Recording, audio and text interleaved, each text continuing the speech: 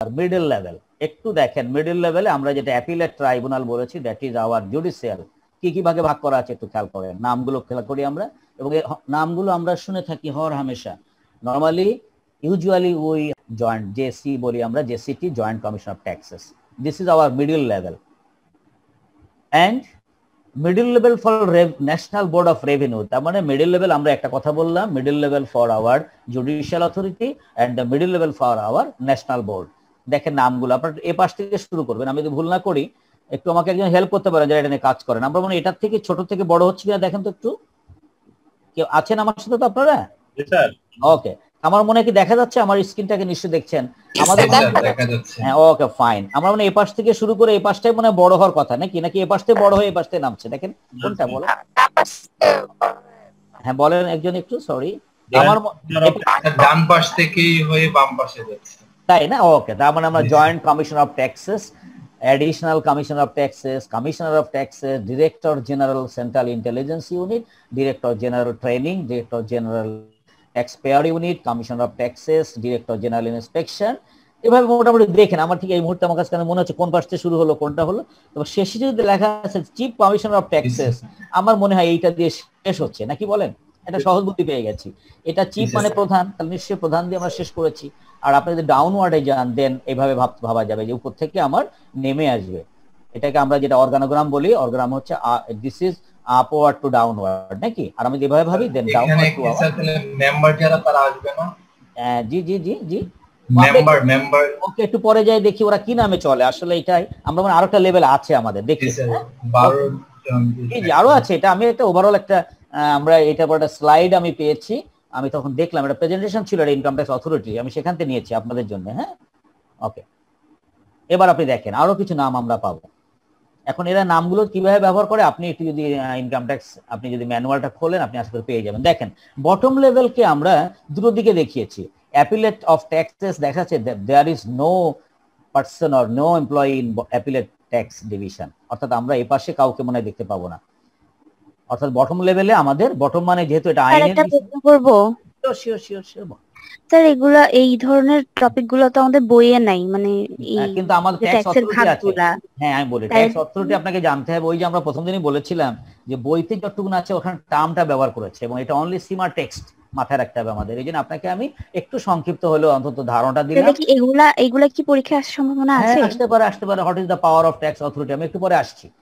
হয়তো এই ক্লাসিফিকেশনটা আরেকটা জানতে চাচ্ছিলাম স্যার, আমাদের কিন্তু ট্যাক্সের একটা পরের লেভেলের সাবজেক্টই আছে, এটা তো আমাদের টোটালি ডোমেস্টিক ট্যাক্সটাই পড়াবে। জি জি জি জি, না আমাদের ইন্টারন্যাশনাল ট্যাক্সের তো স্যার মানে বেসিক কনসেপ্ট থাকবে। এখন ওইটা আমি দেখিনি, কিন্তু আপনাকে আমি ইন্টারন্যাশনাল কেন দেখাচ্ছি, যেহেতু আমরা অ্যাকাউন্টেন্ট, আমাদের আপনি মনে জানেন যে আমরা এই এফওতে অর্থাৎ ফিনান্সিয়াল অপারেশনে 25% বেসড অন ইওর ট্যাক্সেশন, এটা তো শিওর নাকি? আপনি দেখেছেন ওইটা দেখেছেন, তাহলে 25% মানে কি? তাহলে আমরা পরীক্ষা হলে অন্তত 25টা মার্কের কোশ্চেন পাবো। সেটুকু তো আমাকে কিছু জানতে হবে, এবং এই টার্মটা কিন্তু আমাদের টেক্সটেই আছে। হয়তো টেস্টে ওরা এইভাবে ক্লারিফাই করে নাই, আমরা আমাদের দেশের প্রেক্ষাপটে একটু ক্লারিফাইটা জেনে নিলাম। ওকে, আবারও বলি আমাদের সব কিছু পরীক্ষা আসবে না। আমাদের এত বড় বই, 1000 পৃষ্ঠার বই, আমরা পাবো তো মাত্র 10 পৃষ্ঠার মতো জিনিস লিখতে পারবো, কিন্তু আপনাকে কিন্তু আপনার নলেজটাকে এক্সপ্যান্ড করাতে হবে। ওকে, তাহলে আমরা একটু জায়গায় চলে যাই। গত ক্লাসের পিডিএফটা কি দিয়েছিলেন? আচ্ছা এক মিনিট আমি বলি, আপনাদের দুজনের বা একজনের ইমেলে ভুল ছিল কিনা জানি না, ওনার ইমেল শুকোচ্ছে যে তারা বলছে অ্যাড্রেস নট ফাউন্ড। এইটা আমি বাকি 80 জন বা আমি 82 জনকে সেন্ড করেছি। এবার যদি কেউ না পেয়ে থাকেন আপনি কষ্ট করে আপনার কোনো কলিগের সঙ্গে শেয়ার করবেন। ওকে, আচ্ছা জি বলেন, একজন বলছিলেন। হ্যালো, আচ্ছা আমরা একটু আগাই, কথা থাকলে আবার বলা যাবে, আমাদের কথা শেষ হবে না আজকে ইনশাআল্লাহ, আমরা অনেক কথা বলবো। স্যার আমার পয়েন্ট হলো যে ট্যাক্সটা তো স্যার কান্ট্রি স্পেসিফিক। জি জি, তো আমরা যেহেতু বাংলাদেশ, আমরা অবভিয়াসলি স্যার গ্লোবাল অ্যাকাউন্টেন্ট, কিন্তু যেহেতু মোস্টলি ফোকাসই থাকবে স্যার, আমি কান্ট্রি ট্যাক্সে যদি না বুঝি স্যার, তাহলে গ্লোবাল অ্যাকাউন্টেন্ট হয়ে বা অন্য দেশের কান্ট্রি ট্যাক্স কত আসলে স্পেসিফাইড হতো আসলে এই মোমেন্টের এত ইমার্জেন্সি। তো সেক্ষেত্রে আমাদের কোশ্চেন কি স্যার, ট্যাক্সের কোশ্চেন কি আমাদের দেশীয় ট্যাক্সের কোশ্চেন গ্লোবাল কোশ্চেন হবে স্যার? না না গ্লোবাল না, আমি মনে করছি দেশীয় হবে। এবং আপনি যে আপনাকে যে অঙ্ক ছোট ছোট যেটা করিয়েছি ওটা কিন্তু আমাদের লোকাল কনসেপ্টে, আপনি অনেক খেয়াল করেছেন যে রাইট স্যার, রাইট, ওটা দেখেছি স্যার, ওটা আমাদের জন্য আসলে ইফেক্টিভ হবে। Otherwise sir American tax concept, Norway tax concept শিখে আসলে কতটুকু আমাদের জন্য। না, এখন আমরা এইটাই যেটা শিখবো, একটু পরে ট্যাক্স রিলিফে আসবো। ধরুন আপনি বিদেশ থেকে আসছেন, আপনি ইনকাম নিয়ে আসছেন, ট্যাক্সও দিয়ে আসছেন, আবার এখানে এসে ইনকামের পরে ফরেন ট্যাক্সের পরে আমরা ইনকাম ধরবো, ফরেন ইনকামের পরে ট্যাক্স ধরবো, ট্যাক্স অন ফরেন ইনকাম। তখন তো আপনি বলতেই পারেন যে ভাই আমি তো ওই দেশে দিয়ে আসছি। আপনাকে এই জন্যই সামান্য জানতে হবে, এবং ওই জন্য আমরা আজকের একটা আলোচনা রাখছি, ঠিক আছে? তাহলে আবারও বলি, আমরা কিন্তু আসলে ন্যাশনালটাই ভালো শিখবো, এবং আমাদের এই যে শখটা দিয়েছি, it is not international, it is our national organogram. আবারও বলি, আমরা কিন্তু এই যে অর্গানোগ্রাম দিয়েছি, it is not international, it is our national organogram. তো আমি এই স্লাইডগুলো নিয়েছি। আমি একটা দেখলাম বড় একটা ইনকাম ট্যাক্সের পরে একটা সেশন ছিল, কোনো ভদ্রলোক, আমি তার নাম বলতে পারছি না, আমি তার প্রতি কৃতজ্ঞ। আমি তার থেকে আমাদের প্রয়োজনে এটুকু নিয়েছি, ঠিক আছে স্যারেরা? একটু আগাই আমি। তাহলে আমরা আবারও বলি, এটা কিন্তু আমরা দেখাচ্ছি আমাদের দেশের প্রেক্ষাপটে, not international perspective, it is for our local perspective. এবং এই নামগুলো দেখেন পরিচিত, ইন্সপেক্টর অফ ট্যাক্স পরিচিত না আপনার, যা আপনার আয়কর পরিদর্শক পরিচিত, extra assistant commissioner, tax recovery officer, finally deputy commissioner of tax, DCT. এই নামটা কিন্তু আমরা বেশি শুনে থাকি, খেয়াল করবেন। আপনি যখন ইনকাম ট্যাক্স বাংলায় পড়বেন, DCT can extend time, DCT can this, DCT can not this, এরকম করে তথ্য আমরা পাই যে ডিসিটি এই করতে পারে। মানে আমরা কিন্তু বটম লেভেলে, এই বটম লেভেলের মাথা কিন্তু এইটা, খেয়াল করছেন? বটম লেভেলে জি, আমরা কিন্তু এই নামটা শুনে থাকি। আমরা যদি ভুল না করি, আমাদের শ্রদ্ধেয় একজন মেম্বার মনে মারা গেছেন, উনি এই পোস্টে ছিলেন, যে সুধাংশু বাবু, নাম শুনেছেন তো আপনারা? ইয়াং মেম্বার, আমার থেকে অনেক ছোট, মানে আমাদের সুধাংশু বাবু সমকে এই পোস্টে, আমাদের তো মনে হয় একজন মেম্বার বোর্ডে একজন আছেন আমাদের। আচ্ছা, রঞ্জন কুমার না ভৌমিক? জি, রঞ্জন কুমার ভৌমিক। আমরা খুব কাছাকাছি সময় পাস করেছিলাম, সব ভুল না করলে উনিও আছেন। যাই হোক, আমি সবার পরিচয় বলতে পারবো না, তবে আমি যেহেতু এই নামটা দেখবেন, এই জন্য আপনারা ইনকাম ট্যাক্স বাংলাদেশি বই খুললে দেখবেন, বা দেশি বইতে ডিসিটি আমরা বেশিরভাগ পাচ্ছি, কারণ বোঝা যাচ্ছে বটম লেভেলের কিন্তু টপ মোস্ট ভদ্রলোক এইটা, তাই না? দেখেন তো, বটম লেভেলের টপ মোস্ট ভদ্রলোক এটা। তাহলে আমরা কিন্তু আবারও বলি, এটা শুধু আপনার জানার জন্য দিলাম। আবারও বলি, আমরা কিন্তু পুরো আলোচনা শুধু পরীক্ষার জন্য না, আপনাদের বিষয়টা কিন্তু অনুধাবন করতে হবে, যারা বাস্তবে কাজ করবেন জানতে হবে। Okay, now will go for our next discussion. Okay, next. আচ্ছা, now the powers and function of NBR or tax authority. আপনি যদি বলেন এনবিআর আসলে কি করে, বা তারা, যেহেতু আমরা অ্যাডমিন নিয়ে বেশি কথা বলছি এখানে এখন, এনবিআর বা তারা কি কি ফাংশন করে, এখানে দেখেন আমরা কি কি লিখেছি। একদম শুরুতে একটা লাইনে শেষ করার চেষ্টা করেছি, main responsibility or main function to mobilise domestic resources through collection of import duty, taxes, VAT and income tax for the government. তার মানে এনবিআর এর মুখ্য কাজটাই হলো, normally they collect, authority collects various government revenue like VAT, income tax, import duty or excise duty, ঠিক আছে? এরপরে দেখেন আমরা আরো কয়েকটা পয়েন্ট দিয়েছি, আপনারা একটু পয়েন্টগুলোর সাথে সাথে খাতায় লিখতেও পারেন, যে না আমি একবার লিখে দেখি। আবারও বলি, আমরা যারা অন্তত চাকরি করে পড়াশোনা করি, তাদের পক্ষে আলাদা করে পড়ার সুযোগ হয় না।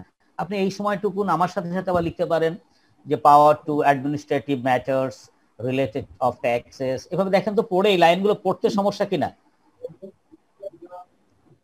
জি না স্যার, এগুলো পড়া যাচ্ছে স্যার, পড়া যাচ্ছে। যদি মনে হয় স্যার পড়ে আমি এখানে আমরা সহজ ইংরেজি পেয়েছি, আমি নিজে পড়তে গিয়ে আমার কাছে মনে হয়নি যে কঠিন ইংরেজি আছে, তারপর যদি মনে করেন যে স্যার কঠিন ইংরেজি, আপনি অর্থটা বুঝায় দেন, আমি বুঝাতে চেষ্টা করবো ইনশাআল্লাহ। আপনারা 1 মিনিট দেখেন, আইটেমগুলো একবার করে নিজেরা একটু, ঠিক আমরা যেটাকে মুখে বলা বলি, যে মুখে বলি বা উচ্চারণ করি, দেখবেন আপনি লিখতে পারবেন, হলে আপনি এটা লিখতে পারবেন। Power to prescribe any manner of form to keep accounts, অর্থাৎ তারা আপনাকে অ্যাকাউন্টিং রাখার বা অ্যাকাউন্টস রাখার ফর্মগুলোকে কি কোন ফর্মে আপনি রাখবেন, এগুলো থাকে। দেখেন আমরা এখানে 8টা, এবারে 1 2 3 4 5 6 7টা দিয়েছি, পরের স্লাইডে মনে হয় আরো 2-একটা আছে। পাওয়ার to reward on officer or employee, এটা মনে হয় আমাদের জন্য খুব ভাইটাল জিনিস, যারা আমরা কাজ করি। দেখেন তো, আমরা এটার জন্য মনে হয় কেউ অনেকে কাজ করতে চাই, কি বলেন? একটু দেখছেন এখানে কি লেখা? পাওয়ার to reward, normally we want to get rewards for our efficiency or for our job, for our satisfaction. সবাই আমরা কাজ করি কিন্তু নট অনলি মানি, মাথায় রাখতে হবে, আমরা কিন্তু অনেকেই টাকার সঙ্গে সঙ্গে যাতে একটু ভালো লাগা, একটু পুরস্কার কাজ করে, নাকি বলেন? ওকে, থ্যাংক ইউ। ওকে, আবার শেষে লিখছি পাওয়ার two declare in such period, যাই হোক এটা লেখা আছে, আপনি একটু পড়ে নিন। এবং ফাইনালি একটা কথা লেখা হচ্ছে এখানে, যে NBR is responsible for, this is the vital point, formulation and continuous reappraisal of tax policy and tax laws in Bangladesh. তার মানে যে চলমান যে নিয়মগুলো আছে আমার প্রয়োজনে ট্যাক্স ল গুলো তারা এটাকে ফর্মুলেট করে, তৈরি করে বা চালিয়ে নেয়। ওকে, তাহলে সব কাজটা হচ্ছে যে sir administrative work, NBR responsibility of administrative. Okay, normally yes, NBR normally they performs NBR performs administrative work, ঠিক আছে। এবং আমাদের আসলে আমি আবারও বলি আমরা কিন্তু সিলেবাসটা যেভাবে আছে আমি সেভাবে নেওয়ার চেষ্টা করেছি। ওই যে যিনি বলেছিলেন যে আমরা আসলে বেশি পড়ছি না, মাথায় রাখবেন আমি প্রথম দিনে বলেছিলাম আমি যখন পড়াই আমি মনে করি আমি আপনার মতো একজন ছাত্র, আমি পরীক্ষা দিলে কি করতাম, আমি বেশি পড়তাম না ভাই। বেশি পড়বো হলো জানার জন্য, কিন্তু পাশ করার জন্য বেশি পড়বো না। আমি জানবো একটু পরে, আগে পাশ করবো, ঠিক আছে না। আমি অনেক জানি কিন্তু পাশ করি নাই, তখন লোকজন আমাকে দাম দেয় নাই। কিন্তু এখন আমি মোটেই জানি না কিন্তু পাশ করছি, লোকজন ভাবে না জিয়া স্যার অনেক জানে, ঠিক আছে। নাও ইন্টারন্যাশনাল ট্যাক্সেশন, মনের কথাটা বলছেন স্যার, একদম মনের কথা স্যার। জি না, আমি তো ভাই আপনাদের লাইন থেকে বেরিয়ে আসছি তো কতদিন আগে হলো, বেশি দিন না তো। আমার চাকরি জীবন বেশি না, 27 বছর চাকরি চলছে আর কি, অসুবিধা নেই। বেশি দিন বের হয়নি পড়াশোনা করে। এখনো মনে হয় আমি এখনো স্কুলে বা আমি কলেজে অথবা ইউনিভার্সিটিতে পড়ি, সিএমএ পড়ি। এখন দেখেন আমরা বলছি, আমি আবার বলি আমরা কিন্তু আমার যে কন্টেন্ট সিলেবাস, যে কন্টেন্টের বাইরে আমি যাওয়ার চেষ্টা করি না। ইন্টারন্যাশনাল ট্যাক্সেশনের টপিক আমাদের আছে এর মধ্যে। হ্যাঁ, আমরা কি বলার চেষ্টা করেছি, নরমালি ইন্টারন্যাশনাল ট্যাক্সেশন আমাদের যে ক্রস বর্ডার যে ট্যাক্স ট্রানজেকশন হয়, ক্রস বর্ডার ট্যাক্স ট্রানজেকশন সে আমি যদি চিন্তা করি আই ওয়ার্ক ইন ইউএসএ, তাহলে আমরা ইউএসএ তে ইনকাম করছি এবং আমি ওখানে কিন্তু আমরা ট্যাক্স পে করি। ওই ইনকামটাকে যদি আমি বাংলাদেশে নিয়ে আসতে চাই তখন বাংলাদেশ সরকার আমার ওইটার পরে আবার ট্যাক্সেশন হয়, অর্থাৎ আমি ব্রড ট্রানজেকশন যখন করব বা আমার একটা কোম্পানি, আমি যদি ব্যক্তি না হয় কোম্পানি চিন্তা করি, আমার একটা company normally it has division in England or UK যদি বলি আমরা, তাহলে ওখানে ইনকাম করেছি, তাহলে সেই ক্ষেত্রে ট্যাক্সেশন একটু সমস্যা হয়। সেইটাকে আমরা বলছি যে ইন্টারন্যাশনাল ট্যাক্সেশন নরমালি রেফার্স যে tax charged on cross-border transaction, and this transaction normally take place between two or more person or entity. সহজ কথা একদম। তাহলে আপনারা কি মূল থিমটা হলো ইন্টারন্যাশনাল ট্যাক্সেশন তখনই আসবে যখন আমার ক্রস বর্ডার ট্রানজাকশন হবে, একাধিক দেশ থাকতেই হবে, নাকি বলেন? একাধিক দেশ অথবা একাধিক দেশ, আর কিছু কি হবে নাকি? একই পার্সন যদি দুই দেশে থাকে তার মানে একাধিক দেশ হয়ে গেল, আমরা বলতে পারি এইভাবেই। আমরা ওইটাই বলছি যে এখানে 2 বা ততোধিক ব্যক্তি থাকতে পারে, 2 বা ততোধিক প্রতিষ্ঠান থাকবে, এবং অবশ্যই 2 বা ততোধিক দেশের মধ্যে সংশ্লিষ্ট হতে হবে। এবং এখানে আমরা আমরা যারা একটু কথা বলছি কোনো সমস্যা নেই, আমরা পরে আবার কথা বলবো ইনশাআল্লাহ। তাহলে আমরা এটাকে মূল হলো একদম সহজ এটা হলো যে এটা আমরা international taxation normally relates to cross border transaction regarding tax, আমরা এইভাবে মনে রাখতে পারি। আবার বলে ডেফিনিশন ঠিক এইভাবে লিখতে হবে, কোনো মানে নেই। আপনি আপনার কোথাও ভাবেন যে ইন্টারন্যাশনাল ট্যাক্সেশনটা হলো মোটামুটি যে বিভিন্ন দেশের মধ্যে ট্যাক্সেশন সংক্রান্ত লেনদেন, এক কথা। ওকে, এখানে কিছু শব্দ আমাদের জানতে হবে, এই শব্দগুলো আমরা মূল বইতেও পাবো। দেখেন তো আমরা কি লিখেছি, কর্পোরেট। তবে আমি বলি আমরা কিন্তু আমাদের এই আলোচনা মূলত ব্যক্তি পর্যায়ে না, নট ইন্ডিভিজুয়াল, এটা normally it is for corporation আর কোম্পানি। কর্পোরেট রেসিডেন্স, আমরা যারা ব্যক্তি পর্যায়ে কাজ করি দুটো শব্দ পাবো যখন আমরা রিটার্ন দাখিল করি, নিবাসী করদাতা, অনিবাসী করদাতা। নাম শুনেছেন বাংলায় এটা? জি স্যার। যারা কর দিয়ে থাকে, আমি কি নিবাসী? আমি জিয়া স্যার কি নিবাসী? জি স্যার, আপনি নিবাসী। জি স্যার। কেন বলেন তো, একটু বলেন তো একজনে মনে কিভাবে নিবাসী? আপনি বাংলাদেশী এখানে অবস্থান করছেন স্যার। Yes, thank you. এবং 180 দিন বা একটা থিম আছে। তবে বাংলাদেশে বসেও কিন্তু অনিবাসী হওয়া যাবে, এই সুযোগ আছে আমাদের। তবে আমি না, আমি যেহেতু এখানেই থাকি, আমি বাইরে চাকরি করি না, দেশে চাকরি করি, কিছু পয়েন্ট আছে আমরা পড়তে নিব। 180 দিনের বেশি স্যার। হ্যাঁ, 180 দিনের বেশি। জি জি, এটা একটা কথা আছে এরকম, আমি তো ভুলে না গিয়ে থাকি। আবার আমি বাংলাদেশে কিন্তু আমি থাকি ধরেন ইউএসএ, আমি মাসে একদিন আমি আসলাম, একদিন থেকে আবার চলে গেলাম, আবার 3 মাস পরে আসছি, তখন কিন্তু আমি বাংলাদেশী হব কিন্তু অনিবাসী হয়ে যাব। অনিবাসী, জি স্যার। এই ক্ষেত্রে কি হয়, এই মানে based on residency normally it varies our tax rate. আপনি যখনই নিবাসী বা অনিবাসী হবেন তখন আপনার ট্যাক্স রেটে কিন্তু হেরফের হবে। আমরা যে স্ল্যাবগুলো বলেছি না 5 to 30, এটা হলো নিবাসীদের জন্য। অনিবাসীদের জন্য এটা ফ্ল্যাট রেট থাকে, ভুল না করলে এটা কি এখন 25% জানা যাচ্ছে? যিনি জানেন একটু বলতে পারেন বা বইতে দেখে নিন, আমার এই মুহূর্তে বইটা সামনে নেই। অনিবাসী হলে কিন্তু রেটে আপনি স্ল্যাবের সুযোগ নিতে পারবেন না, অনিবাসী হলে আপনাকে একটা ফিক্সড রেটে দিতে হবে পয়সাটা, ঠিক আছে? Okay, and now and what is the provision for our company or corporation, এইটা আমরা লেখার চেষ্টা করেছি। তাহলে এখানে রেসিডেন্স শব্দটা কোন অর্থে? হোয়ার আওয়ার দিস কোম্পানি রিসাইডস, অর্থাৎ এই কোম্পানিটা কোথায় বসবাস করে, এই অর্থে মনে করা হয়। এখানে তিনটা বিধান তৈরি করা আছে, আমাদের বইতেও বলেন, যেখানে পড়বেন। Some jurisdiction determine the residence of corporation based on its place of incorporation, place, সে কোথায় অবস্থিত, তার হেড অফিসটা কোথায়। Other jurisdictions determine the residence of a company by reference to its place of management, আপনি কোথায় এটাকে ম্যানেজ করছেন, অর্থাৎ ম্যানেজমেন্টটা কোথায়, টপ ম্যানেজমেন্টটা কোথায়। And some jurisdiction use both a place of incorporation test and place of management, কেউ বলে না এই দুটোর একটা মিক্সচার। এখন ফাইনালি বলেন তো কোনটা হতে পারে যদি এরকম হয়, আপনি হ্যাঁ বলেন।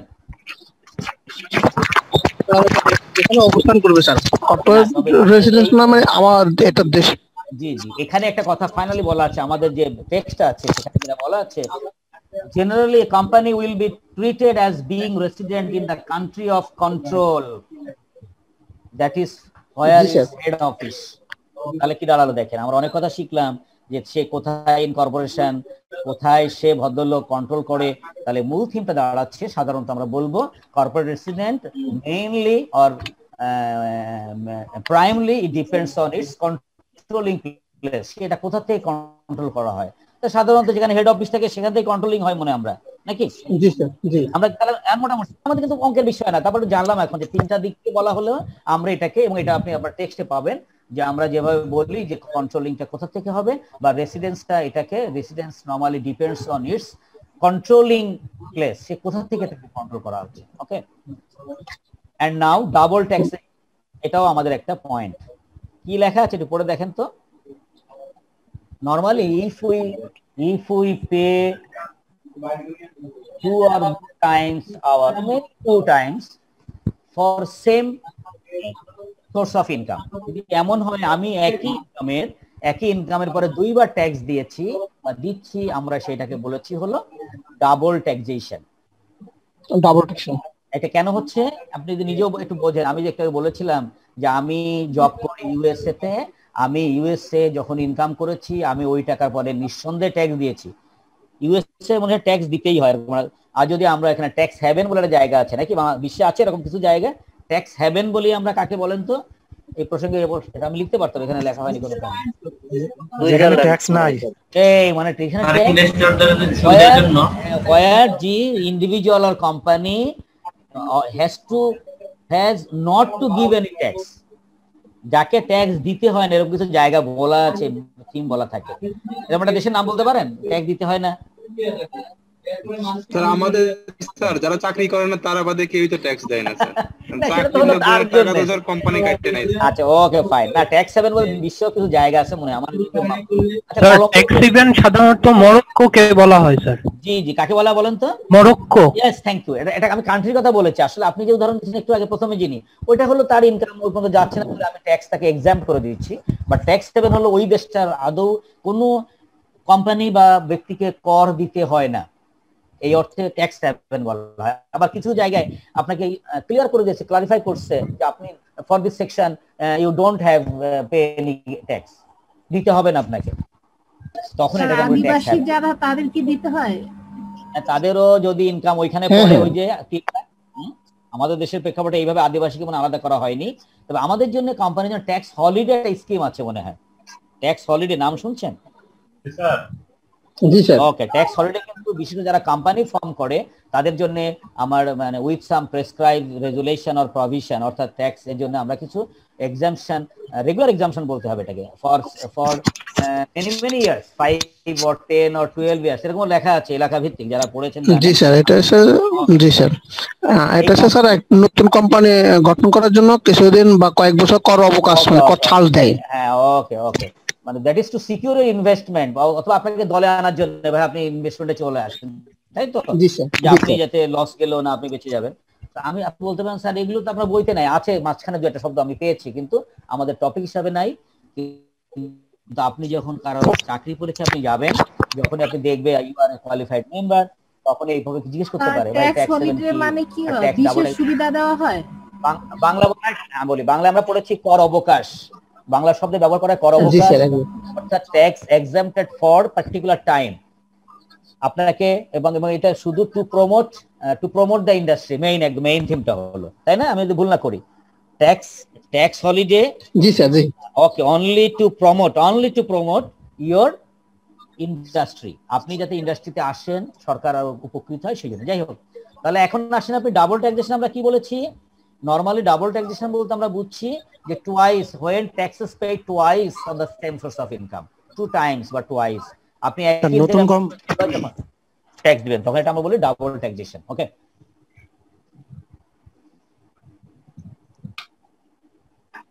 এবং আপনি দেখেন আমরা এখানে একটু আরেকটু সুন্দর করে লেখার চেষ্টা করেছি যে আপনি যদি রিলিফ পেতে চান, ডাবল ট্যাক্সেশন রিলিফ, আপনার কাছে প্রশ্ন জাগতেই পারে, স্যার আমি তো 2বার ট্যাক্স দিলে আমি কি করে এটা সমস্যা করব? তো for double taxation there are some arrangement, কিছু অ্যারেঞ্জমেন্ট থাকে যেখানে আমরা এটা পেতে পারি সুবিধাটা। এবং এটা একটা সেকেন্ড স্যার, একটু স্যার একটা সেকেন্ড। সাপোজ স্যার আমাদের অর্গানাইজেশনের যিনি স্যার ওনার স্যার, উনি যখন স্যার ওনার যে রেমুনারেশনটা নিচ্ছেন মান্থলি, ওই রেমুনারেশন থেকে কিন্তু স্যার আমরা অর্গানাইজেশনের সোর্স ট্যাক্স কেটে রাখতেছি। দ্যাট মিন্স তার যে ইনকামটা ওইটা কিন্তু অলরেডি ডিডাক্টেড অবস্থায় আছে। পরে যখন সে স্যার এই টাকাটা তার পার্সোনাল ইনকাম ট্যাক্সের ফাইলে যখন আবার সাবমিট করতেছে, তখন তো সে ওই ইনকামের উপর ট্যাক্স দিবেন না, বিকজ এটা অলরেডি ট্যাক্স ডিডাক্টেড অবস্থায় দেওয়া হয়েছে। Depends on the agreement or arrangement between this two countries. আমি যাচ্ছি সেখানে, অঙ্ক আছে আপনার, ঠিক ওই প্রশ্ন পরে একটা অঙ্ক রাখছি। অঙ্ক কি এখন দেখাবো না? আমি একটু পরে দেখাবো, এখন দেখালে মজা পাবেন। ঠিক, আপনার কথাটা একটু পরে আসছি। এইটা বলছি আমরা, দেখেন, and this double taxation relief we normally use 3 measurement. It again it depends on country agreements between various countries. এরপরে যাবো, এই নামগুলো আসবে। আপনার এই দুই দেশের মধ্যে কিছু আপনার এগ্রিমেন্ট হয়, তো সেখানে বলা হচ্ছে 3 নিয়মে আমরা এটাকে মিনিমাইজ করতে পারি কিছুটা। ওই যে বললেন 2বার দিলে তো কষ্ট হবে নিশ্চয়ই আমার পার্টির। নাম্বার 1 এক্সাম্পশন, অর্থাৎ পুরোপুরি ছেড়ে, হ্যাঁ ঠিক আছে ভাবি দিয়ে আসছেন, আমি আর দিব না, যেটা আমি এই স্যার এই মতো বললেন আমার কথা বললেন যে উনি স্যালারি দিয়েছেন, উনি ওখানে দিবেন কি দিবেন না, এটা আমার বাংলাদেশের উপর ডিপেন্ড করবে। ঠিক আছে, আমি একটু পরে লিখেছি আমি এখানে। ওকে, ট্যাক্স ক্রেডিট, অর্থাৎ আপনি একটা বিনিয়োগ সুবিধা পাবেন, ট্যাক্স ক্রেডিট পাবেন, এন্ড ডিডাকশন, আপনি বিয়োগ করে দেখাবেন যা দিয়ে আসছেন। এইটা পরে ভিত্তি করে অঙ্ক রাখছি একটু পরে। ওকে, আমরা বলেছি agreement in Bangladesh there is double taxation avoidance agreement, short form DTAA, double taxation ওকে, কেউ যদি একটু ফোনে কথা বলেন, আমি আমার সেটা মিউট করেন একটু প্লিজ। হ্যাঁ, কেউ মনে অফিসে আছেন এই মুহূর্তে। যাই হোক, double taxation avoidance agreement with other countries of terrorist to have the tax relief. আপনারা কি জানেন বাংলাদেশের সাথে এরকম বেশ কিছু দেশের সাথে কিন্তু আমাদের এই এগ্রিমেন্টটা হয়েছে। আমি যেহেতু বাংলাদেশের প্রেক্ষাপটে বলছি, this agreement name is Bangla double taxation avoidance agreement. আমরা কিছু এগ্রিমেন্ট করেছি, এটা আমি ঠিক এই মুহূর্তে আপনাকে নাম্বার অফ কান্ট্রিজ বলতে পারছি না, আপনি একটু বুঝতে পারবেন বা দিলে আপনি সার্চবেন আমাদের সাথে। আমি যদি জানি 47 কান্ট্রিজ অর মোর দ্যান 47 কিছু কান্ট্রির সাথে আমরা এরকম একটা এগ্রিমেন্ট করেছি যে আমার দেশ থেকে গেলে তুমি তার কাছ থেকে ট্যাক্স নিও না, বা তোমার দেশ থেকে আসলে আমি তোমার কাছে ট্যাক্স নিব না। আমি কি বুঝাতে পেরেছি? এবং this terms and condition normally set by our NBR, এবং এটা এনবিআর এর আপনি তাহলে মনে আমরা একটু বুঝতে পেরেছি এখনই যে আমি যদি এদেশ থেকে ট্যাক্স দিয়ে যাই, দেশ থেকে আমার দেশে this double taxation relief, okay. Foreign tax কি নামে আমরা দিয়ে থাকি নাম কিন্তু আমাদের কি লেখা,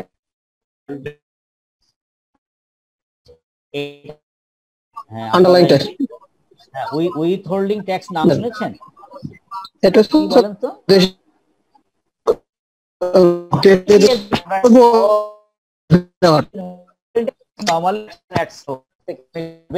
ভিন্ন নাম এই বইতে ব্যবহার করেছে,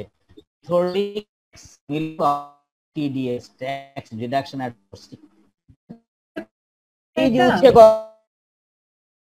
বলি যখন ফরেন হিসাবে আসে, আর কিছু না। আমাদের বই Bangla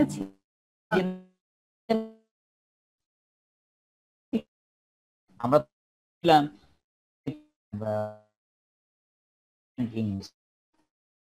withholding tax is an amount that an employer withholds from employees. আবার বলি, আপনি ডেফিনেটলি মাথায় রাখলে দেখা যাবে 3 ডেফিনিশন দিয়ে 3 মাস দিয়ে দিবে আপনাকে মাসে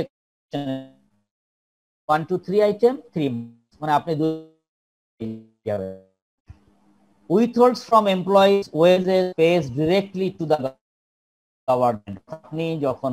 আপনি যখন কর্মচারী সরাসরি আপনার টাকার সময় স্যালারি দেওয়ার সময় কিন্তু অ্যাবসলিউট না, এখানে আরো কথা ঢুকতে পারে। আমি একটা ডেফিনেশন এনেছি, আপনি চাইলে কারেক্ট অ্যানাদার ডেফিনেশন। মূল থিমটা হলো আপনার আয় থেকে ওই দেশের গভর্নমেন্টের সাথে কেটে রাখবেন, ঠিক আছে? Okay, and now underline tax. দেখেন তো কি বলার চেষ্টা করেছি।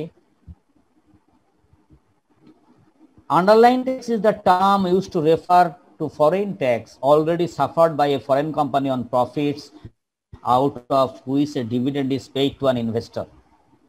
এটা একটু গল্প না বললে আপনি বুঝতে থাকবে যারা প্রতিষ্ঠানে কাজ করে। আমি একটু বলি। ওকে, থ্যাংক ইউ। আমি যখন প্রফিট করি তখন ট্যাক্স দেয়, কিন্তু ট্যাক্স বাদে দেয় নাকি? একটু পেছনে জানেন, মনে থাকার কথা, ইবিআইটি ইন্টারেস্ট লেস ট্যাক্স, বলেন তো একটু ভাইয়ারা। Okay, less preferred level to your common shareholder or investor. Okay, তাহলে কি দাঁড়ালো? সে কিন্তু ট্যাক্স দিয়ে আসছে। এবার আপনি ইনভেস্টর যখন ওই ডিভিডেন্ড হাতে পাচ্ছেন তখন আবার ট্যাক্স দিচ্ছেন না? আপনি যখন ডিভিডেন্ড ইনকাম শো করেন, যিনি আমাকে প্রথমে একটু আগে প্রশ্ন রেখেছিলেন, স্যার আমি তো ডিভিডেন্ড পাওয়ার পর আমি আবার ট্যাক্স দিই, প্রতিষ্ঠানও দিয়ে দিচ্ছে আমিও দিচ্ছি। This tax is underlying tax, মানে এটা পরবর্তী on its profit. Then when an investor gets dividend, then investor also pays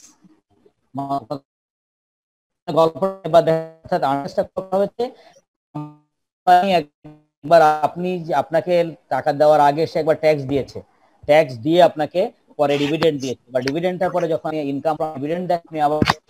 ওকে, আমরা এই ট্যাক্সটাকে বলছি আন্ডারলাইন ট্যাক্স। এবং এই অঙ্কের মধ্যে আমরা এই দুটোই অঙ্ক আছে।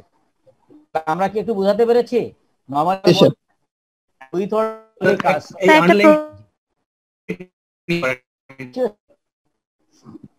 সাপোজ স্যার আমার ব্যাংকে এফডিআর আছে স্যার, আমি যখন এফডিআর তখন কিন্তু ব্যাংক আমাকে দেয় স্যার, ইন্টারেস্ট ইনকাম কিন্তু অলরেডি ট্যাক্স ডিডাক্ট অবস্থা।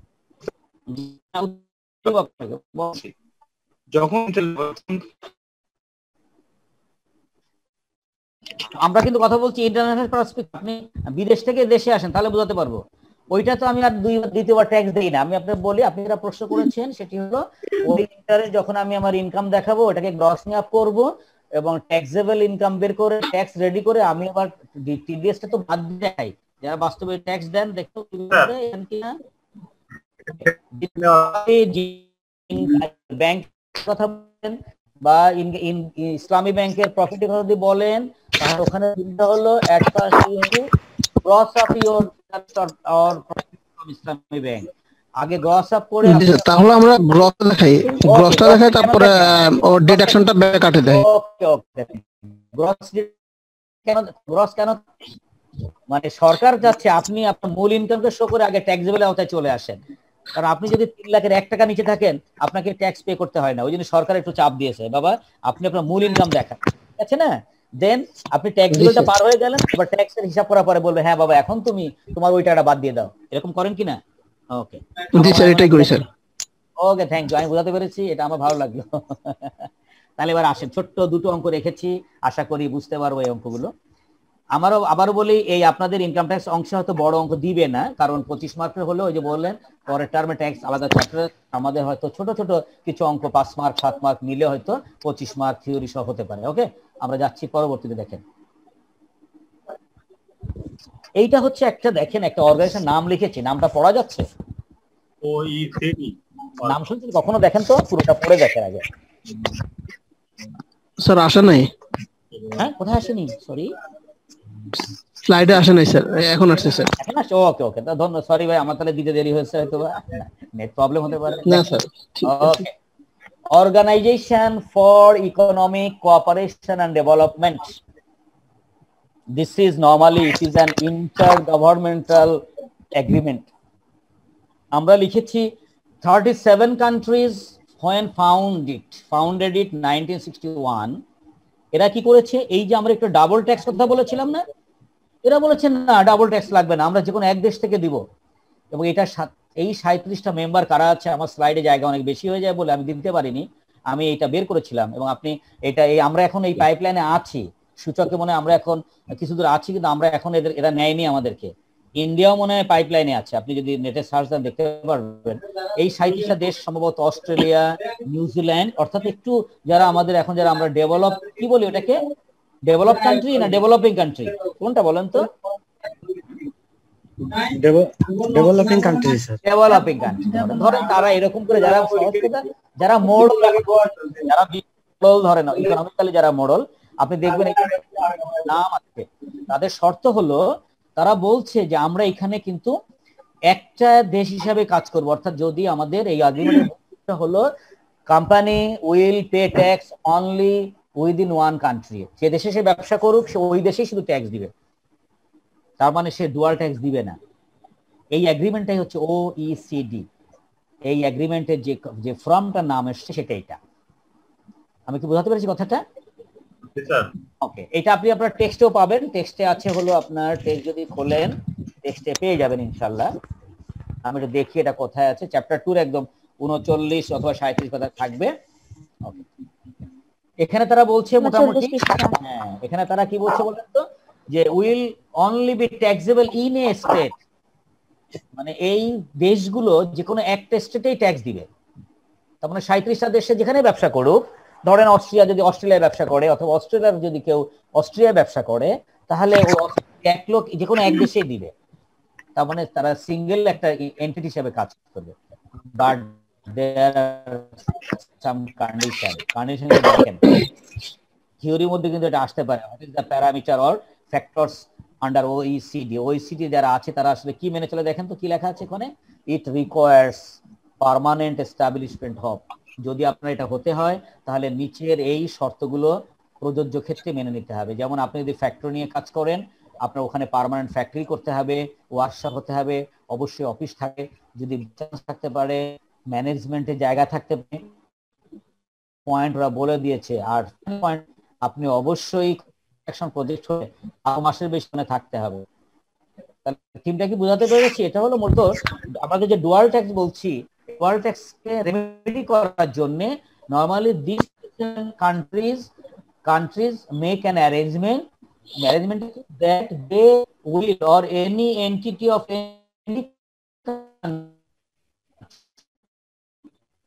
will pay tax in, করেছে যে দেশে যেই হোক না কেন সে মাত্র এন্ট্রি হিসেবে মাত্র এক দেশে। এবং মনে বা দুটো হলো কিন্তু এই ওই সিটের মধ্যে মনে হয় নাই, আমি তো ভুল না করি। নাও ইন্ডিয়া ইজ ইন পাইপলাইন। আমার নেট আমি তবে যখন ঘাটতি বলতে এখনো পাইপলাইনে আছে, ওরা নেওয়ার জন্য ওরা ইয়েতে রাখছে, অবজারভেশন রাখছে সমস্ত কি নাকি দেখবেন। হ্যাঁ, আমি পুরনো নিয়েছি স্যার OECD টিমটা বলে OECD এটা কাজ হলো আপনার এই যে ডুয়াল ট্যাক্সের ঝামেলা থাকবে, স্ট্রিম তো হলো ওরা ডুয়াল ট্যাক্সকে রেমিট করে দিবে।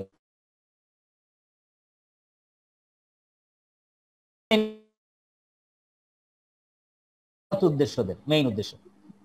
এবং আপনি এটাকে অনেক বড় ফিগার, আপনি শুধু একটু সার্চ দেন দয়া করে, এই দেখবেন ওদের লোগো আমি দিয়ে দিয়েছি, ওদের এই লোগো ব্যবহার করে আপনি এই লোগোতে একটু সার্চ দেন, ঠিক আছে?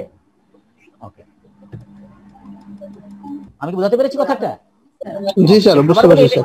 এই পাইপলাইন কিন্তু আমি নেই, আমরা নেই, এই বাংলাদেশের মধ্যে নাই, শুধু আপনার জানার জন্য আমরা এখানে রেখেছি। ওকে, এবার আপনি আসেন। এগুলো তো ডেভেলপড কান্ট্রি গুলো স্যার, হ্যাঁ, যেগুলো ডেভেলপড বলেছে। ইয়েস ইয়েস, আমাদের এই 37টা কিন্তু আসলে ডেভেলপড কান্ট্রি আর অলরেডি। কারণ এখানে দেখতেছি স্যার, এখানে সব মানে ভালো ভালো কান্ট্রি গুলো। হ্যাঁ, আপনি খুলে দেখে ফেলেছেন না? ইনশাআল্লাহ। ওকে জি স্যার, এখানে সিরিয়া আছে, আবার ইয়েস ইয়েস, এবং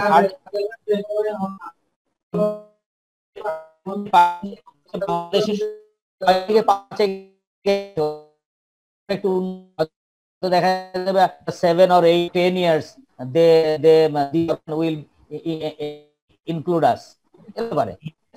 মিউট করে দিলে ভালো হতো স্যার। না, সবাই মিউট করবেন কেন ভাই? মারলা মুখ দিয়ে কি করেন আপনারা?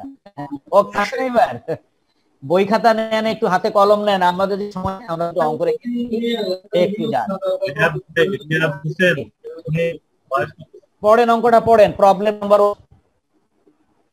দেখেন তো কি বলেছে, আমি বুঝাই দিব, শুধু আপনারা খাবেন, আমি বুঝাই দিব। অঙ্কটা পড়েন, দেখা যাচ্ছে অঙ্ক? জি স্যার, দেখা যাচ্ছে স্যার। আপনাদের চোখগুলো আমার থেকে সার্ফ। হ্যাঁ, অতএব আপনি, আমি যদি দেখতে, আমি কিন্তু দেখতে পাই না। স্যার এখানে আপনার একটা প্রশ্ন ছিল, মানে কত আগে রেখে আসছি না উইথহোল্ডিং ট্যাক্স নিয়ে ছিল, ডিভিডেন্ডের যে ব্যাপারটা, ডিভিডেন্ড দেওয়া তো আমরা আন্ডারলাইনিং ট্যাক্সটা ধরি।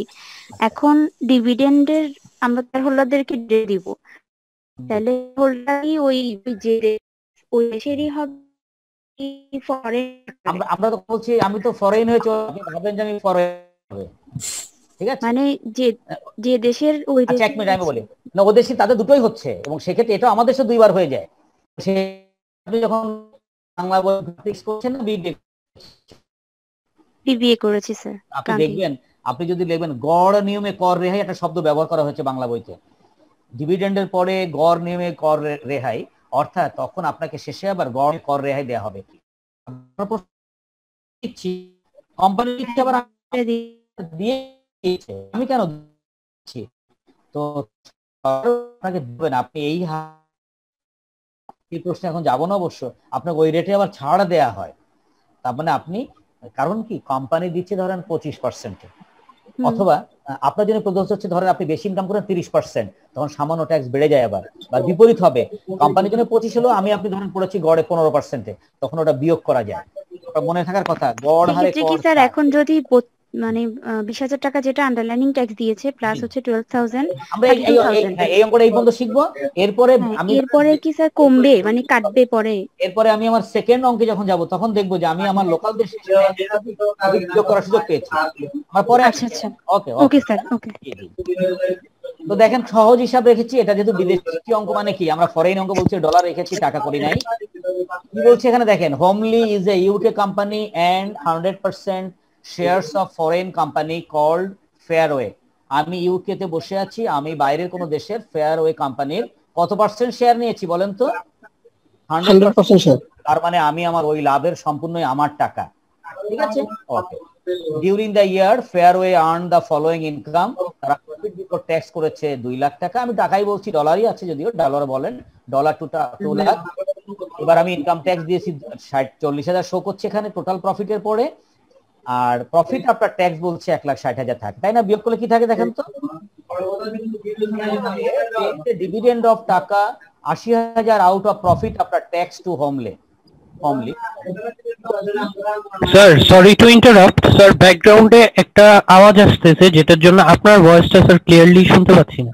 এন্ড সেটা আমার এখানে কোনো শব্দ নেই। স্যার যে কোনো একজন অ্যাটেন্ডেন্ট পার্টিসিপেন্টের স্যার মাইক অন করুন। ডিয়ার পার্টিসিপেন্ট, আমরা আপনার কাছে বিনীতভাবে নিবেদন করি, বিনীত, যে আপনি আপনার সেটটা মিউট করুন, প্লিজ মিউট ইওর মাইক্রোফোন। ওকে, এবার কি শোনা যাচ্ছে আমাকে? ওকে, থ্যাংক ইউ। তবে এটা কি জানেন, আমরা এত মানুষের তো কথা হবেই, ক্লাসে তো এর থেকে বেশি কথা বলি, এর থেকে বরং এখন ভালো লাগছে, কম হচ্ছে গো। আসেন এবার। তো এবার কি বলছে, fairway page A dividend of টাকা 80,000। ফেয়ারওয়ে তাকে কত টাকা দিচ্ছে, মানে ডিভিডেন্ড কত দিয়েছে? 80,000। তাহলে এই 80,000 পুরাপুরি কিন্তু আমি এই পাবে, আমি হোমলে ভদ্রলোক পাবে কিনা বলেন তো, একজন একটু বলেন। হ্যাঁ স্যার পাবে। যে ফেয়ারওয়ে ডিভিডেন্ড দিয়েছে, ফেয়ারওয়ে হলো আমার নেম অফ দ্য কোম্পানি, এই ভদ্রলোক যা ডিভিডেন্ড দিয়েছে সবটা আমি হোমলি হই, আমি পাবো না পুরো টাকাটা? কেন বলুন তো? Because I own 100%। আমরা ওই লোকের 100% আমি একা কিনে নিয়েছি, সব শেয়ার আমার। আপনি জানেন এই পার্সেন্টেজটা নেওয়া যায়, 100% নেওয়া যায়, 80 নেওয়া যায়, কমন নেওয়া যায়, যাই হোক। তাহলে আমি 80,000 টাকা আমি ডিভিডেন্ডের ব্যাপার নিয়ে ভাবছি, out of profit after tax to Homely, অর্থাৎ আমাকে এই প্রফিটের মধ্যে ডিভিডেন্ড বাবদ কত আছে বলছে 80,000 টাকা। This dividend is subject to 15% with holding tax. প্রশ্ন তাহলে কি দাঁড়াচ্ছে, যে আমার এই উইথ হোল্ডিং ট্যাক্স, মনে রাখবেন উইথ হোল্ডিং মিনস টিডিএস, সহজ বাংলা মিনস টিডিএস বাংলা শব্দ না, ট্যাক্স ডিডাক্টেড এট সোর্স। ওকে, তাহলে আপনার ডিভিডেন্ড কত দেওয়ার কথা ছিল আপনাকে? 80,000, ঠিক আছে? 80,000 থেকে ওই সময় ট্যাক্স কত কেটে রাখছে বল, ক্যালকুলেটর ধরেন।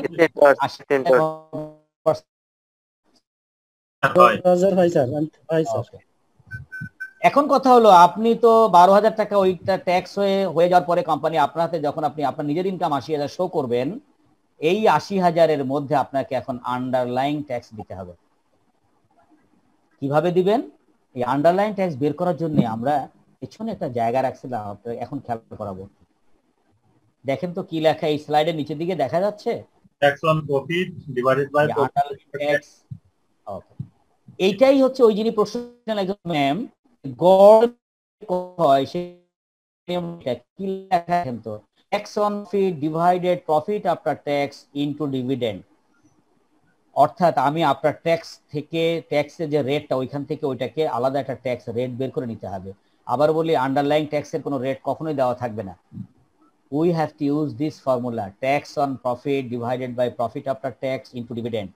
যেহেতু আমার হাতে তো ট্যাক্স দেওয়ার পরে ডিভিডেন্ড আসছে, এই জন্য ওই হারটা দেখেন একটু রাইজ হয়ে যাবে মনে হয়। একটু যাই, একটু আবার এবার আসেন।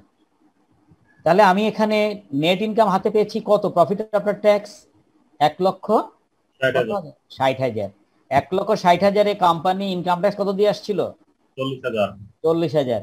আমাকে যে 80,000 দিয়েছিল, তাহলে সেখানে কত তাহলে ট্যাক্সের হিসাব করে দেখেন। তাহলে আমরা তখন রেটটা কিন্তু ওখান থেকেই তৈরি হবে।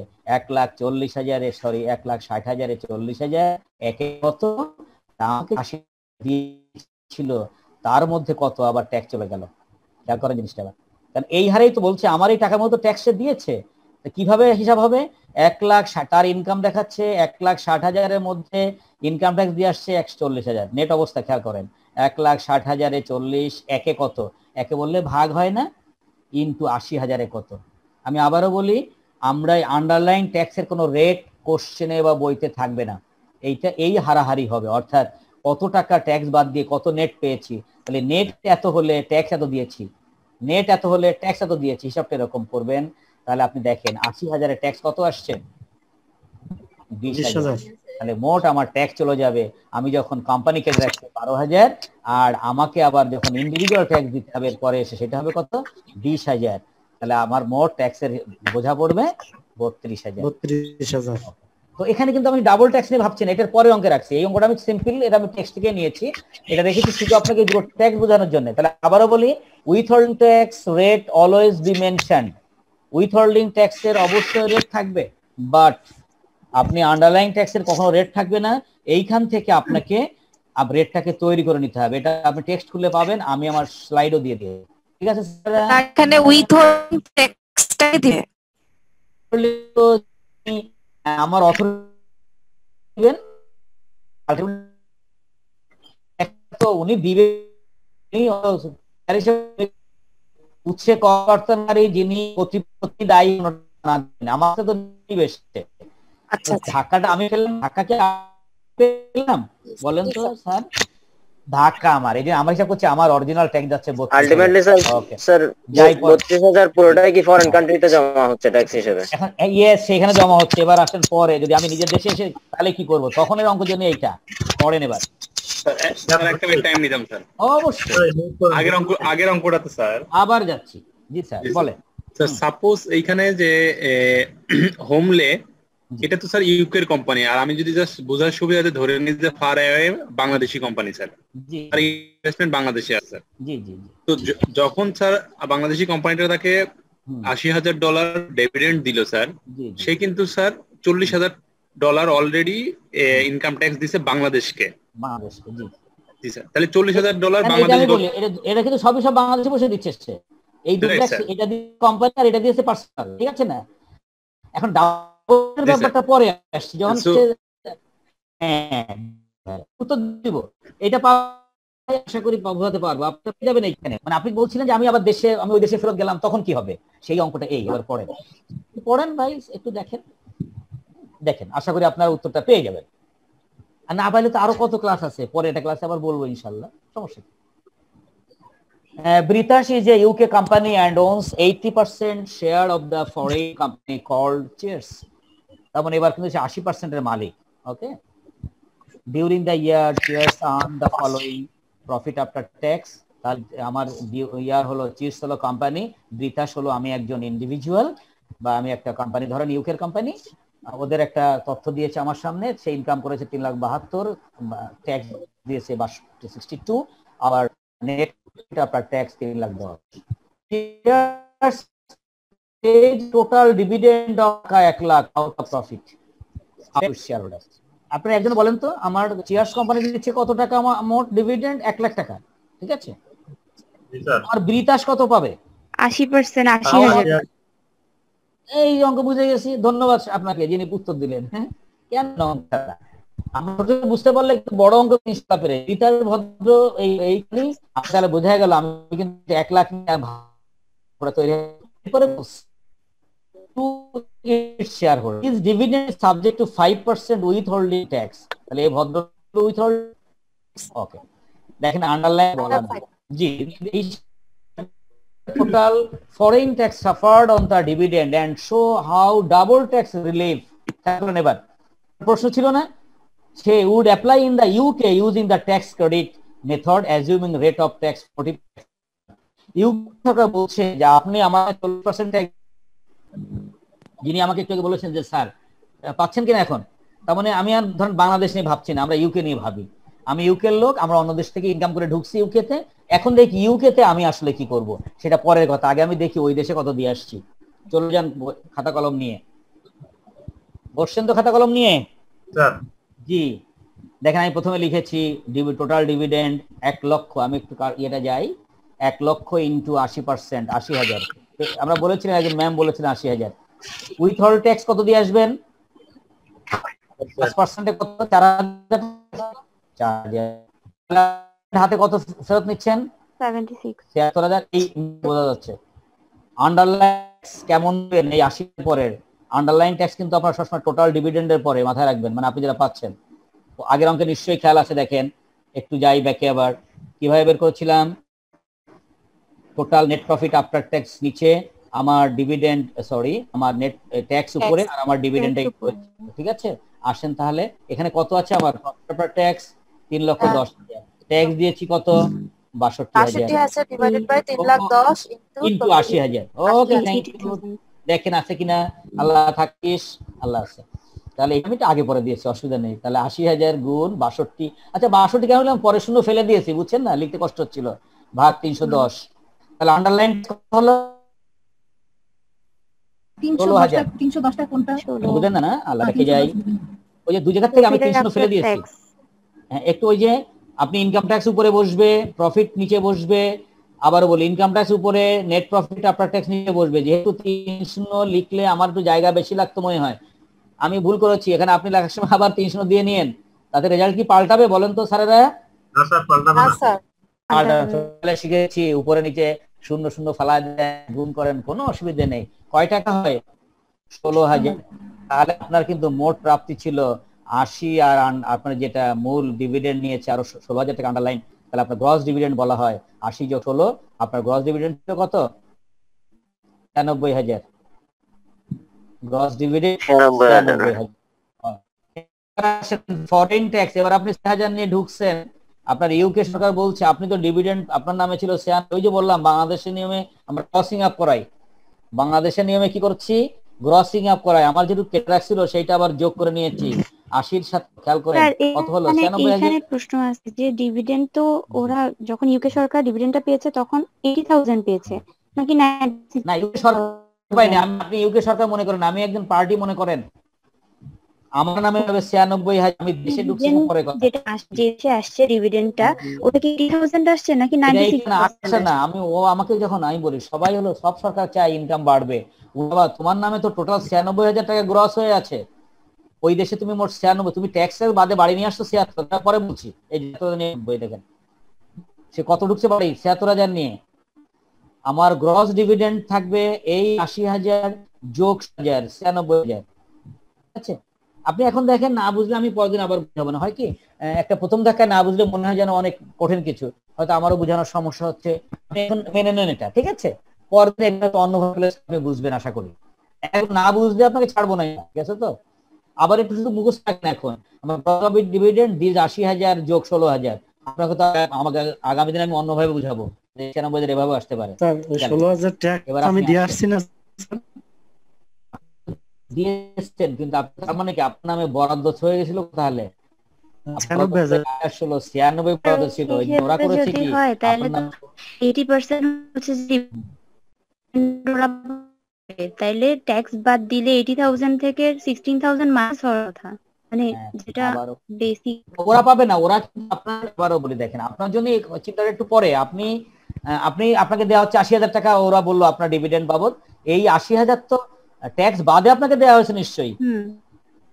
আমি আমার কিন্তু আবারও কাঠামো ফিনান্সের কাঠামো মনে করেন, earning for interest tax, less interest, less tax, less prefer dividend, less earnings available to common share holder. তাহলে আপনাকে যে ওরা 80,000 দিল, এটা কিন্তু এই আন্ডারলাইন ট্যাক্স খেয়াল করতে হবে। নেট ডিভিডেন্ড এই 80/4 কেটে নিয়েছে, তাহলে আপনার জন্য কিন্তু বরাদ্দ ছিল 96,000। আপনি যদি একদম গ্রসে চলে যান, খেয়াল করেন আমরা কি লিখেছি, gross dividend not net dividend. এই নেট ডিভিডেন্ড রিসিভড হলো আমি এখন কত আপনি বাড়ি নিয়ে ঢুকবেন, আপনি সরকারকে 73, আমার মনে হয় এবার 96 বুঝেছেন।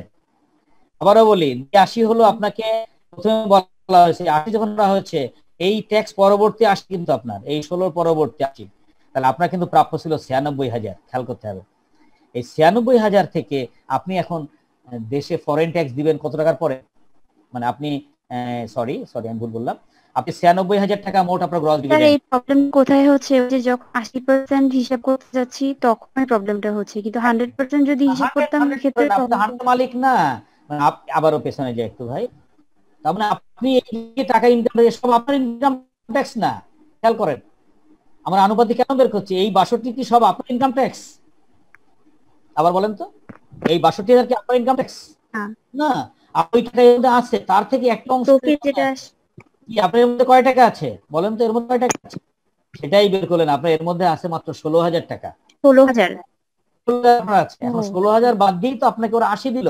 আমি এবার বুঝাতে পেরেছি, দেখেন বুদ্ধি আমার খুলে গেছে। হ্যাঁ স্যার, তাহলে 16 বাদ দিয়ে যখন 80 দিল, আপনি মোট 96 আপনার পাওনা হয়েছিল। খেয়াল করছেন স্যার 96,000 ইবিটি ধরা যায় না? ইবিটি বলতে পারি না আমরা? এটা ইবিটি আর হচ্ছে 80,000 স্যার 80,000 হ্যাঁ বলেন ইএফটি মনে করেন আর্নিং আপনার ট্যাক্স। ইয়েস এই তো বলেছি। মানে আপনার ফিনান্সের কনসেপ্ট আছে বলে বোঝাতে পারলাম। তাহলে আপনি 96,000 নিয়ে কিন্তু আপনি কি এসে 96 তে পাচ্ছেন কত নেট কত সেখানে? 76। আপনি তাহলে দেশে ঢুকছেন কয় টাকা নিয়ে? 76,000 নিয়ে।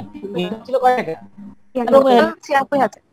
আর আপনি ওই সরকারকে কত ট্যাক্স দিয়ে আসছেন? 20,000। এভাবে শিখেন আপনি এখান থেকে তো এই 4,000 যোগ করলে কত? আপনি এভাবে করলেও মার্কস দিবে কিন্তু স্যাররা। আপনি এটা বিয়োগ দেখেন, আপনি বলেন হ্যাঁ আমি ট্যাক্স দিয়েছি 4,000 আর 20,000 দিলাম তো, সরি 4,000 আর কত 16,000। তার মানে আমরা যে নামে দেই না কেন, normally this shareholder gave for this 4,000 and this 60,000, this company gave 20,000 in the foreign country. এবার ও যখন দেশে ঢুকছে দেখেন ও কয় টাকা নিয়ে দেশে ওর নামে কয় টাকা বরাদ্দ ছিল খেয়াল করছেন? 96,000। ইয়েস, ইউকে সরকার বলছে সে কত পার্সেন্ট ট্যাক্স দিবে? 45। তাহলে কয় টাকা হয়? কয় টাকা হয়? 38,000। ওকে, এখন একটা শব্দ ব্যবহার করা হয়েছে লেস ডিটিআর। ডিটিআর মানে কি নিচে লিখে দিয়েছি বোঝার জন্য, আমিও বুঝতে পারছিলাম, অনেক খুঁজে পাইছি। Tax double tax relief. এখন আপনি ডাবল ট্যাক্স রিলিফ পাবেন। ওই যে একজন প্রশ্ন করেছিলেন স্যার আমি তো 20,000 দিয়ে আসছি, তো আমরা 20,000 দিয়ে আসছি। এখানে দেখেন কি শব্দ ব্যবহার করেছে, lower of foreign and UK tax. যদি এমন থাকতো, যদি বলা হতো এই লেভেলের ট্যাক্সটা আমার ইউকে তে আসে 22,000 তাহলে বিয়োগ যাবে। এখানে অবশ্য নেই বলে আমরা এখানে বলেছি lower of foreign and UK tax. এর মধ্যে ছোট কত ছিল, দুটোর মধ্যে 20,000 টাকা বিয়োগ দিয়ে আমি এই সরকারকে এখন দিব বাকি কয় টাকা দিব, 18,000। একটা কোশ্চেন ছিল, আর লাস্টের প্যারাতে 40% কেন আমার এক্সট্রা আবার কেটে রাখবে? ও এক মিনিট, এবার ঠিক আছে ভাই, থ্যাংক ইউ। কি বলেন তো আপনি? আসলে মানে জি, কোথা থেকে কথা বলছেন আপনি? ঢাকা থেকে। ওকে, অভিনন্দন আপনাকে, আপনি আমার ক্লাসে এসেছেন। আপনি আজকে প্রথম আসলেন নাকি না আগে আসছিলেন? আচ্ছা, গত ক্লাসে। ওকে, থ্যাংক ইউ। গল্পটা দুই রকম, কিন্তু আমরা এই পর্যন্ত কথা বলেছি হলো, খেয়াল করতে হবে, এই পর্যন্ত কথা বলেছি আমি যে দেশে ব্যবসা করেছি সেই দেশে যেখানে আমরা বিনিয়োগ ছিল, খেয়াল করেন এই পর্যন্ত। এই যে তাহলে আমি ওই দেশ থেকে কত ইনকাম করে নিয়ে আসছি, 96,000। ঠিক আছে, এবার আপনি আপনার দেশে ঢুকে বলে আমি ইউকের লোক, তো আমরা তো ইউকের লোক। আচ্ছা, ইউকে তে সরকার বলছে বাবা তুমি 96,000 টাকার ব্যবসা করেছো না ওদের দেশে, আমাকে ট্যাক্স দাও। কত পার্সেন্ট ট্যাক্স দিয়ে দিবেন বলেন তো? অঙ্কে দেখেন বলা আছে, একটু পেছনে যায়, 40% আছে দেখেন। আচ্ছা ওকে, আবার যাই পরে। তাহলে আপনি সরকার বলছে তুমি আমার ওই ইনকামের পরে 40% ট্যাক্স দাও। আমি হিসাব করলাম 8,400। এবার আমি বলবো কি, আপিল করবো, ভাই আমি তো ওকে দেশে 20,000 দিয়ে আসছি আর আপনার দেশের সাথে ওর কন্ট্রাক্ট আছে যে যদি আমি কম দিয়ে আসি থেকে সেটা বিয়োগ করবো এখান থেকে আমি। তো আপনি 38,400 থেকে তো কম দিয়ে আসছেন কিছু ওখানে নাকি? এই 20,000 বাদ দিলেন, তার মানে আপনার কাছে দেখেন আপনি ডাবল একটা ট্যাক্স দেওয়া লাগছে না। ঠিক আছে, একবার দিলে হয়ে যায়। Yes yes. তাহলে আপনি, এবং এই ক্ষেত্রে অবশ্যই এগ্রিমেন্ট থাকতে হবে। যেমন আমার দেশের সাথে সম্ভবত, আমি যদি ভুল না করি, প্রবাবলি অ্যারাউন্ড 50 কান্ট্রিজ আমাদের সাথে আমাদের একটা এগ্রিমেন্ট আছে। এই নামগুলো পেয়ে যাবেন কালকে নেটে। আমরা ট্যাক্স নিউকে আমরা 8,400 দিব। তাহলে আমরা যেটা বলতে চাচ্ছি, প্রথম অঙ্কটা আমরা শুধু এটুকু শিখেছিলাম, আর ট্যাক্স তো একদম শেষ আমরা আজকে আর যাব না। শেষে একটা স্লাইড আছে, আপনাকে ধন্যবাদ দিচ্ছি করে আমার করেছেন।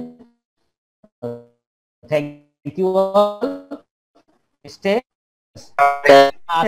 আমিও একটু বলবো, কাল ঢাকা আমি থাকবো একদিন, একটু আজকে অফ ভাই। সবাই ক্লাস শুক্রবারে যেতে পারে, আপনি মেসেজ করেন। হ্যাঁ ঠিক আছে,